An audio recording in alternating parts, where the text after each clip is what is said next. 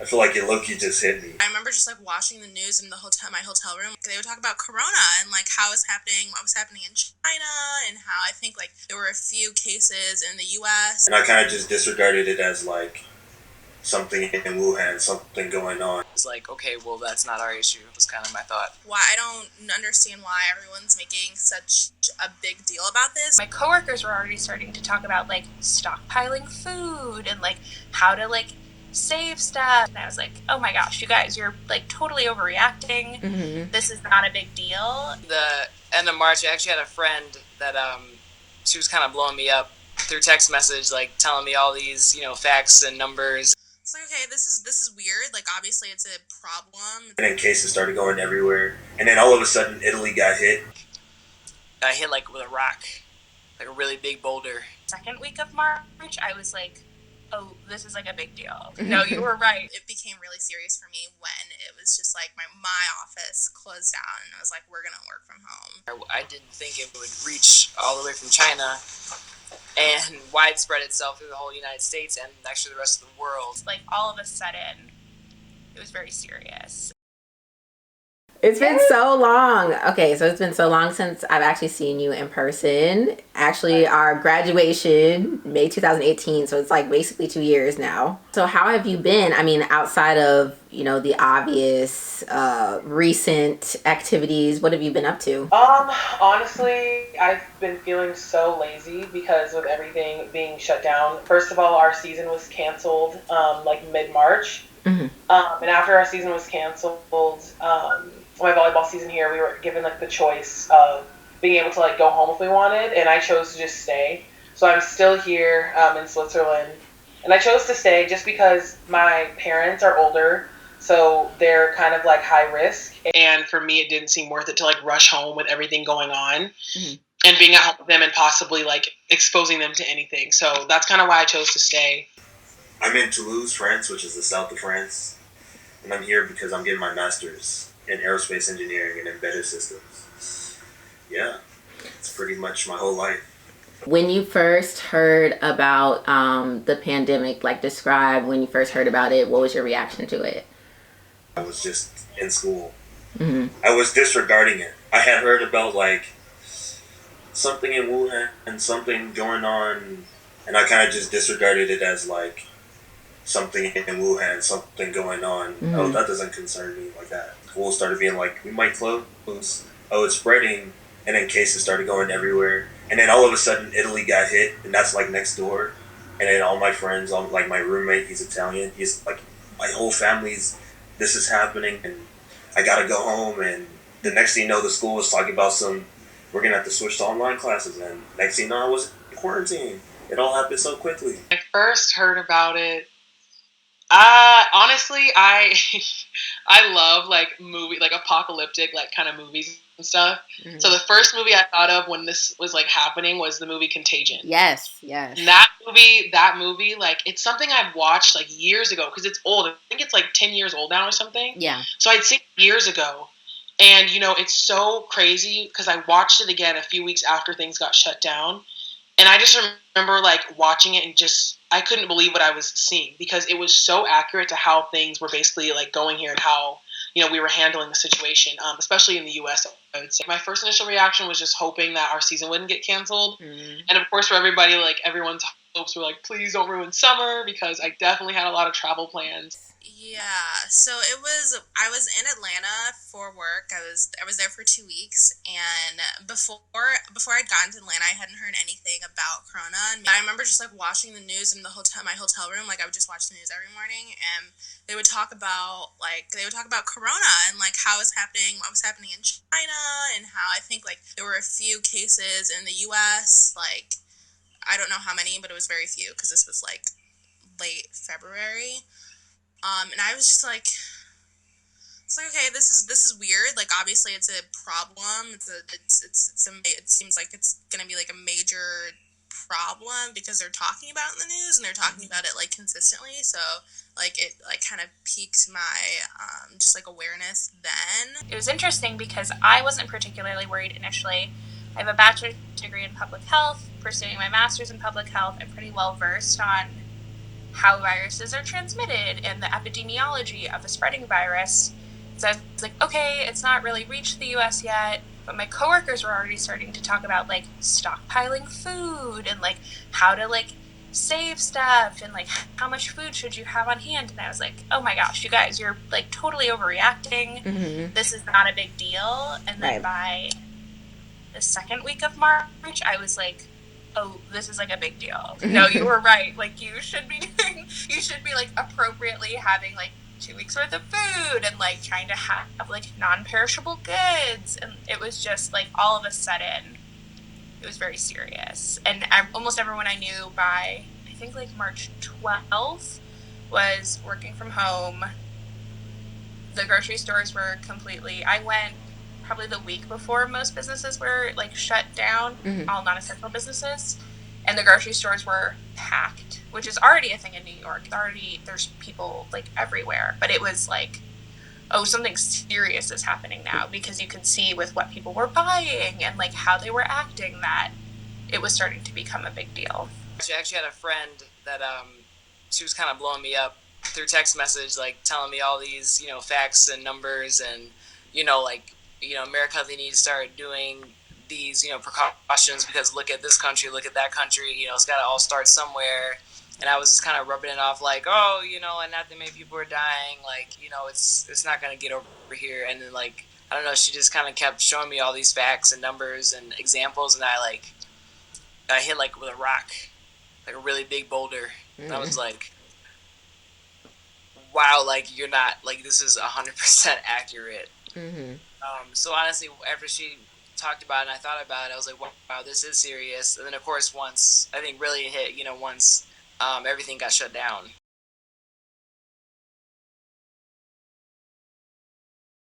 We go for a pretty long walk almost every morning before work. And so when we're out in our neighborhood, initially, like in March, we weren't really wearing masks. We were just staying 6 feet from other people. And then it got to a point where we were noticing that if we weren't wearing a mask, people were kind of like looking at us like you're being irresponsible, like you need to have a mask on. And so it was hard for us to find them because they were all sold out. And eventually my mom back in Naperville found some and sent them to us so that we would have something to wear. I remember like going home from Atlanta to LA, how like I was in the airport, and by then like there were like people wearing masks in the airport, and I remember one guy like made a really like a kind of I guess, is it a backhand? I don't know.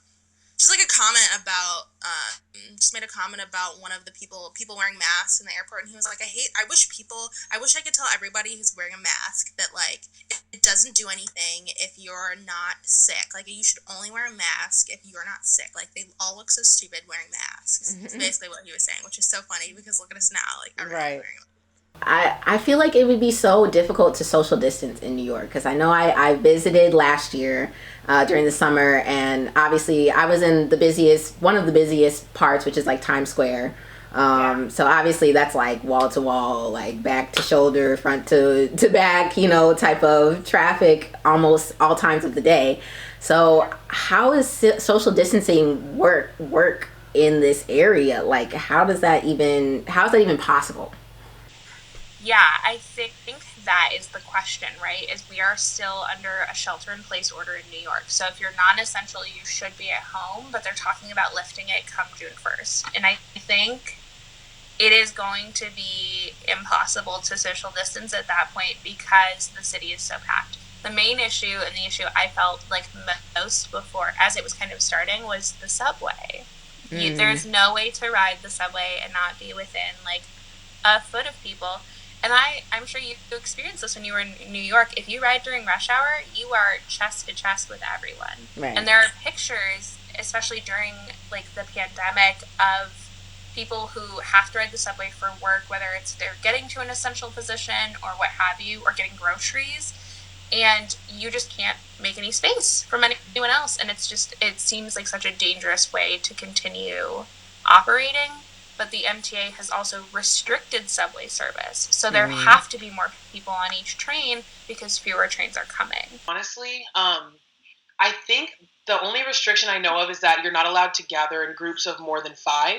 And that was the rule up until I think honestly this week. So I think this week is when they just lifted like some of the restrictions, but they're doing it like in steps, and they've been really making sure that they carry out those steps that they have laid out. So they said like May 10th, which will be Monday, May 10th, they're going to open like gyms back up. So that means that for those of us that are still here, there's only like a couple of us that are still here that are like foreigners. So we'll be able to actually get back in the gym. We'll be able to like lift weights, which is going to be great because we need it. And I think we're going to be able to practice. So hopefully I'll be able to get with like a coach and just maybe do some like one-on-one or one-on-two. But that'll be like the max. We won't have probably anyone else with us. And then they have like, there's actually a park that's outside of the apartment that I'm staying in right now, and they actually have that like roped off. So there's some parks that are closed, but honestly a lot of other places are open. But you just can't be in big groups. So as long as like, you know, you're in your little like group and you're here and the people are kind of like far away from you, like everyone actually is like keeping their distance when you are out like in nature outside. So yeah, other than that, not really anything, like no other big restrictions. Oh wow. It's empty. The streets are empty. Like, well, not anymore actually, because the restrictions are getting less and less because we're moving in phases. But before, the streets were empty. There was no one outside. All businesses are closed. Everything's closed. No food. No nothing. No. Even though LA is a huge city, and like a huge city like Chicago, New York, it's nice here because everything is really spread out. So there's not like a ton of people concentrated in like one area like you'd probably find in Chicago and New York. So I think that also we don't have as many cases like in California from the last time I looked as Illinois, and definitely not New York. But yeah, it's nice in a sense where like everybody has their space, so there's really no need to like come in. At least where I live, there's no need to like come into contact with people. Even like walking outside, like you're not where I am. There's not like people everywhere, so it's pretty easy to stay socially distant. After I graduated, I moved here like January 1st. My job started on the 6th. So it was just such a short span between when I graduated and like when my job started. Like I was just the whole December, November, I was just like trying to find a place to live and like trying to like figure out what my life would be like here. So it just happened so fast, and I just like started working, and then like Corona happened, and then I'm just like here, and I'm like, okay, like I don't know, it's been like a whirlwind past like 6 months. It's been hard because we live in a New York studio. It's maybe 600 square feet. It's like the size of a common room back in our old dorm. It's so small. Wow. So he's been working in our closet because he wants to make like a little office, and I have the desk, and it's just like, it's a lot of time to be with someone all day, every day.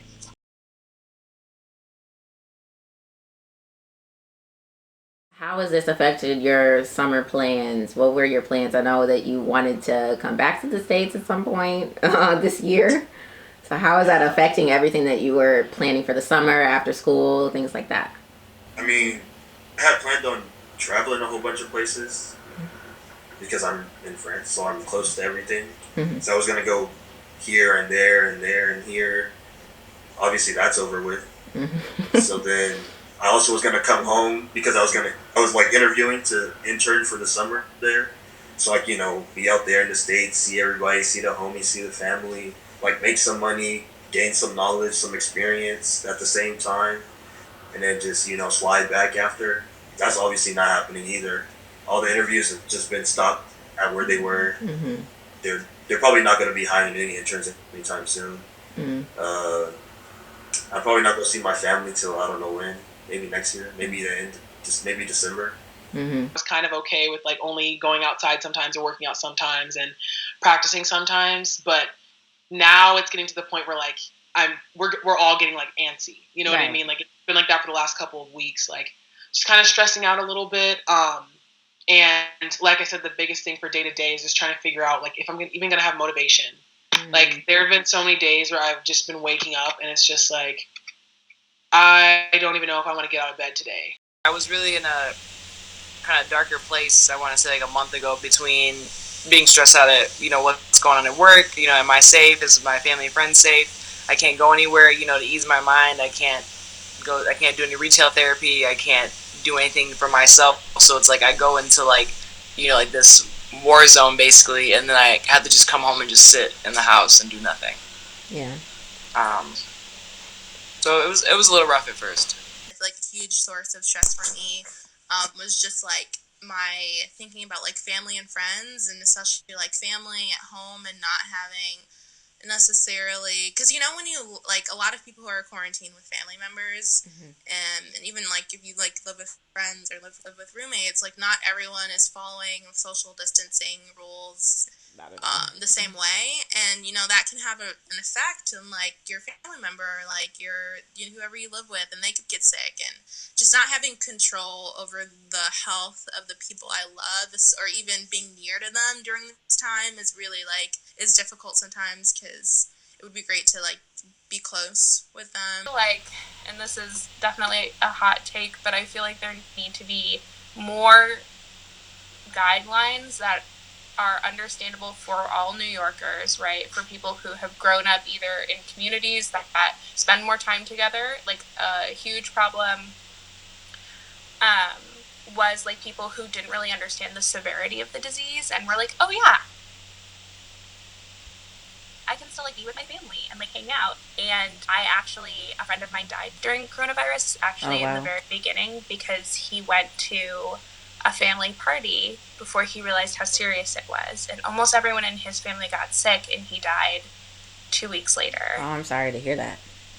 Yeah, it was really upsetting. He was a friend of mine, both like through work and like outside of work, and it was really serious, and it really showed my like organization, my company, that we have to take this seriously, and we have to make sure that we are not putting any more of our employees like in danger after someone died in this way. I'm frustrated, but I can't imagine how the healthcare workers, how people who work in the CDC, the WHO, I can't imagine how they're feeling, and even the pandemic team that Trump fired, because these are people who dedicated their lives to studying, diseases like any type of viruses, and for them, it's probably like we have like warned people, about something like this that could possibly happen in future years, and they've dedicated their time to figuring out how they can handle it, and to see all of it just completely be dismantled. I just can't imagine. Ariana, you are a nurse. So what? Okay, so let's go all the way back. I know you from high school, and I remember you were studying to be a CNA in high school. So what initially made you want to take that path so early, in terms of like being in healthcare? I wanted to be a nurse since I was probably about 7 years old. Probably more so specifically, I was thinking a doctor originally, but then once I got older, I realized that school wasn't cheap. So, I just think for me, I'm just really big. I'm really big on. Well, actually, more so, I just really feel like I was put on this earth by God to like help His people and put others before myself. So I honestly find nothing but joy in doing things for people who can't do for themselves or they can't help themselves. And just a simple thank you is honestly what makes me keep going to work and what made me go through the rigorous schooling I went to. What was the response like within the medical world, within the hospital? Like, was there any difference in terms of like what your procedures were? Like, as much as you can say. I mean, what was the response? How did you change? So, I mean, in response to hospitals that we had, I think when it first came out, same thing. I don't think anyone was worried about it getting here. I guess it doesn't. It's one of those things. If it doesn't affect you, kind of, when would you care? So, I mean, yeah, like when it first came out, no, we weren't doing really, I don't think, anything different. And then once we started getting cases, of course, here in Illinois, and we saw how quickly these patients are crashing and how bad it was and how quickly it's really spreading, then yeah, of course, then pretty much every hospital went to the universal, everyone has to wear a surgical mask all day long at work now. It's rough. It's like you have to put a body cam on someone to really understand how bad these people. I mean, I had a friend, they had three patients die all within 4 hours. Oh, wow. 3 people crashed all at the same time. That's crazy. I mean, like, yeah, I mean, it's like, it's rough. And then the floor in my hospital, the COVID floor, it's like it's getting bigger and bigger, like every day. Really?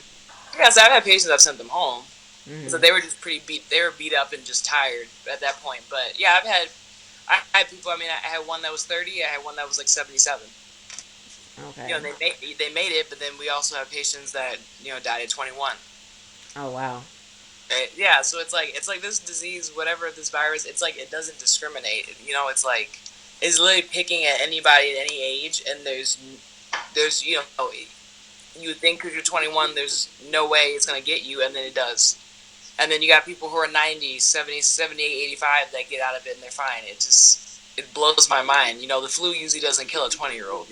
Right. Right. And that's what I think people don't get to because they start comparing the flu numbers. Mm-hmm. Oh, the flu kills X amount of people a year. I'm like, okay, but how many 18, 20-year-olds are dying from the flu? Right. How many young people, 25-year-old, 30 people have died from this? Like, it's not the same.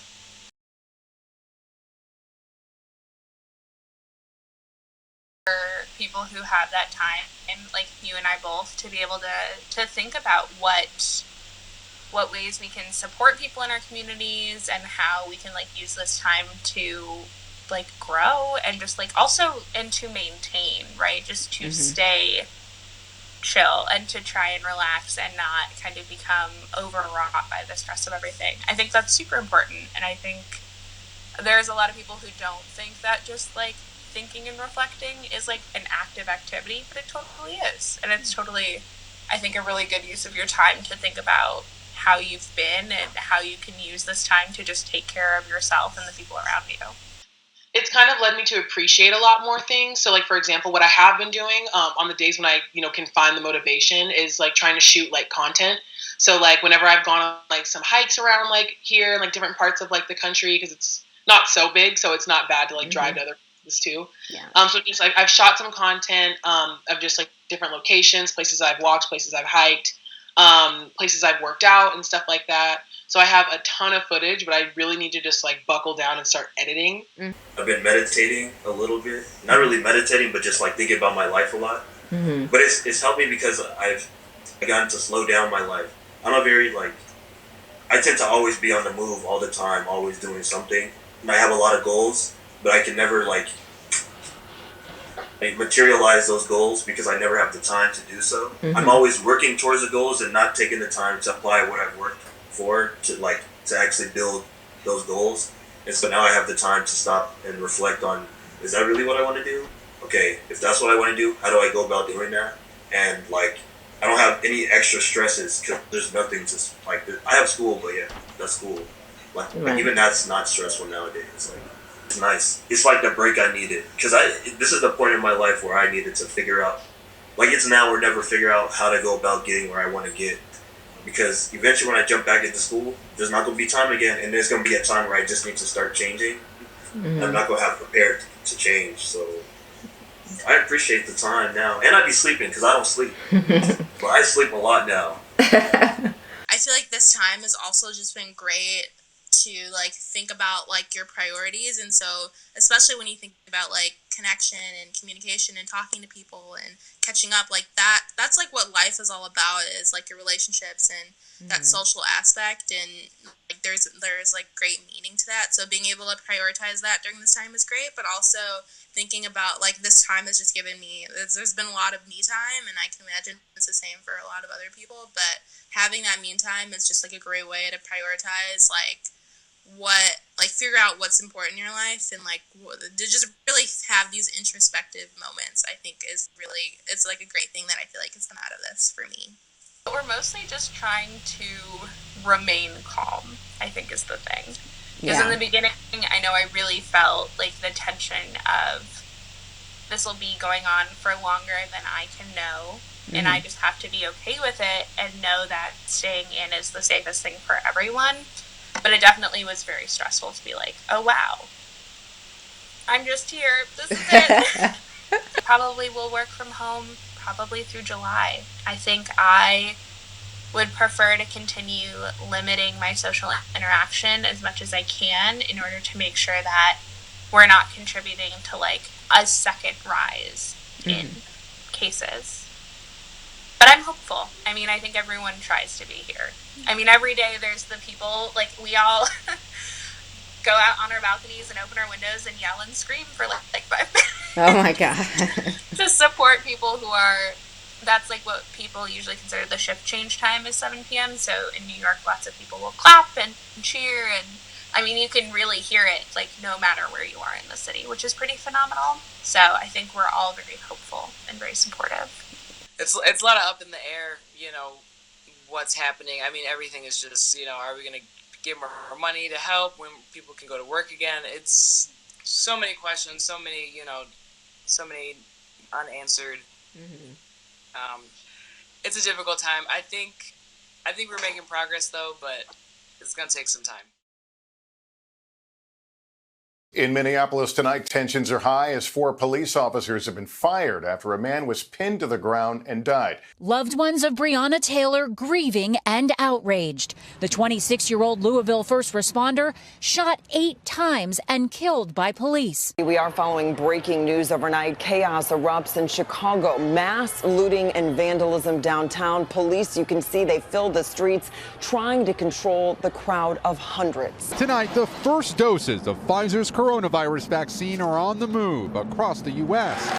Overnight, crowds returning to the streets, this time to celebrate Derek Chauvin's guilty verdict. Some of the country's earliest hotspots, New York, New Jersey, and Connecticut, will now fully reopen in a little over 2 weeks, with plans to lift most of their capacity restrictions. I think we have to loosen some restrictions smartly. I think we need to show people who get vaccinated that there's a light at the end of the tunnel. I do also think that, if we move too quickly, we could see something like what's happening in India, where our rate of viral transmission is far surpassed our rate of vaccinations.